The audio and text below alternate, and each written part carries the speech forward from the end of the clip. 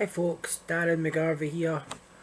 Some quick thoughts on the smacking ban, which isn't actually a ban, it's the removal of a caveat in the law which gives parents or caregivers the grounds to make the defence of reasonable chastisement.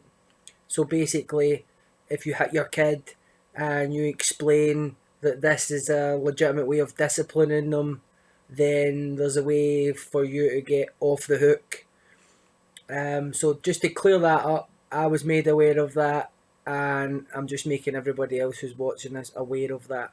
First, the principle for me is simply this: what are we communicating to a child by physically striking them that can't be expressed in some other way?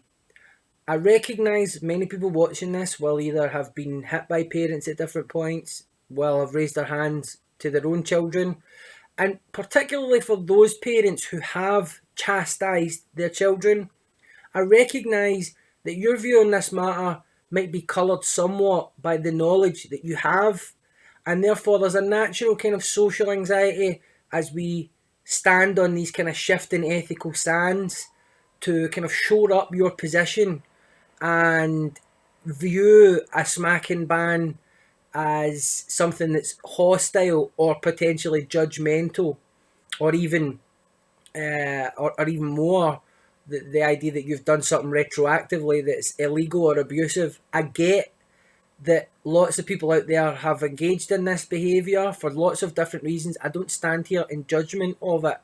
I know that there's a different quality to a wee slap on the hand or on the bum than there is to physically slapping someone on the face or pursuing them aggressively and then holding them down.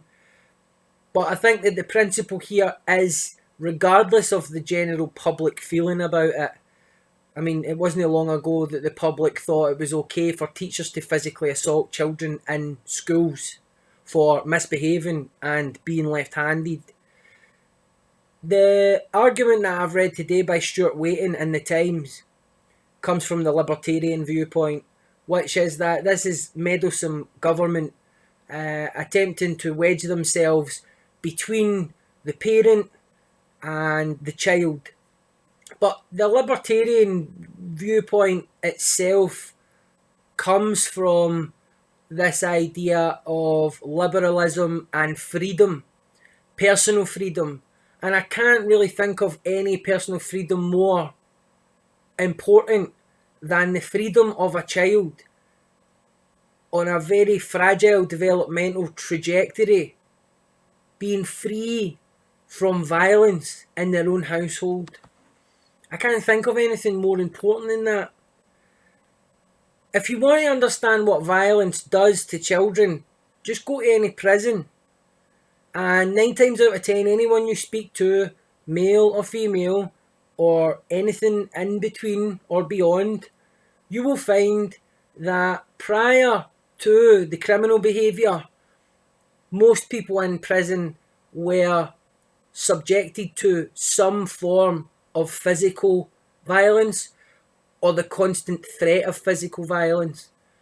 And while people might assume that the way that they chastise their children is somehow of a different quality to those hooligans in prison, you would probably be surprised at a child's lack of ability to discern between a slap in the hand or a pat in the bum and being slapped or punched in the face. They might feel different physically, but ultimately there's many variables in the equation, and you take the risk of communicating to your child 2 things. One, violence is legitimate and it's a way to regiment other people's behaviour, get what you want, and also to let off a bit of steam.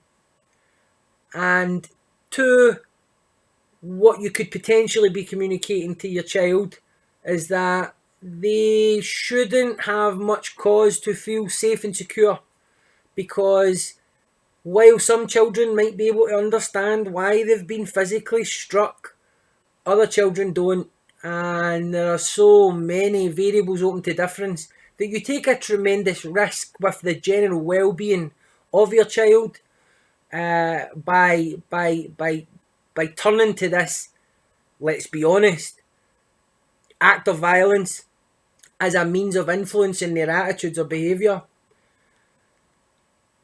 When I was ever chastised by an adult, it was always when they had lost their temper.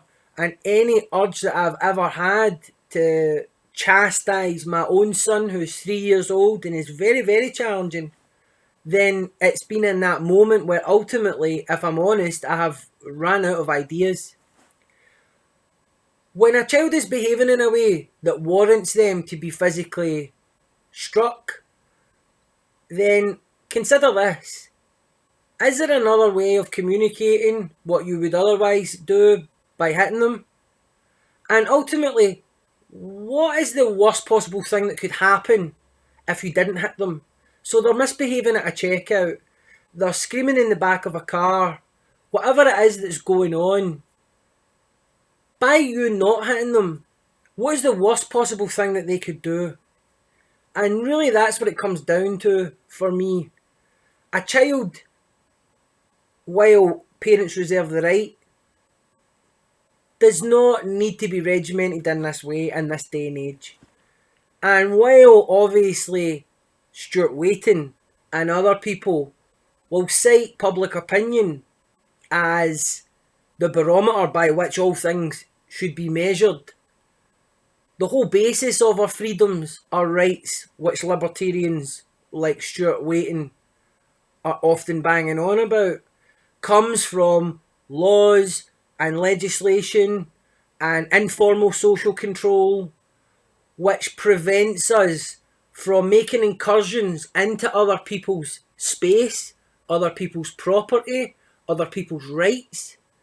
And I would say that completely applies to children and the expectation that they should be able to grow up in a society where violence is not part of how they are raised.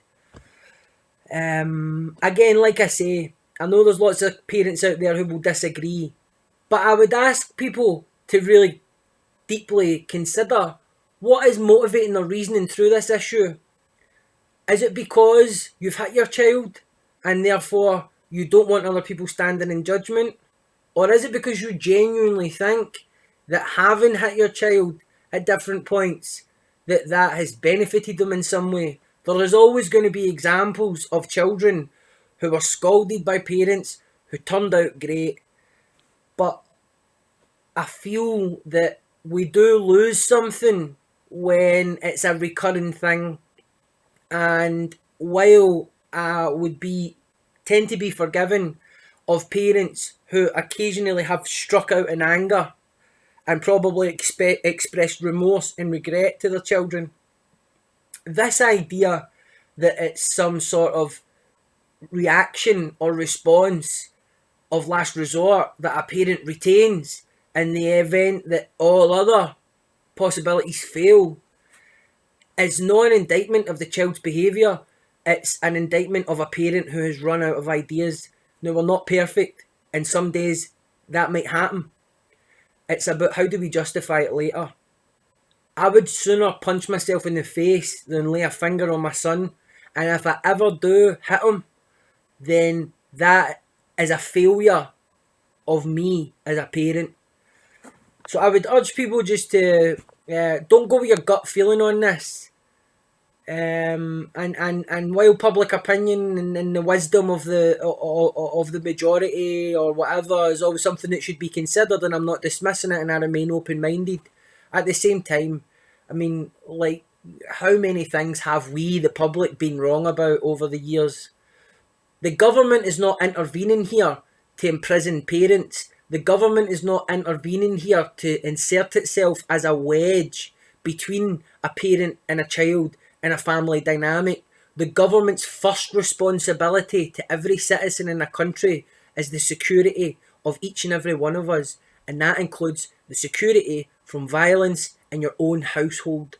And that's kind of where I'm at with it. I'm open to what anyone else has to say. Take it easy. Peace.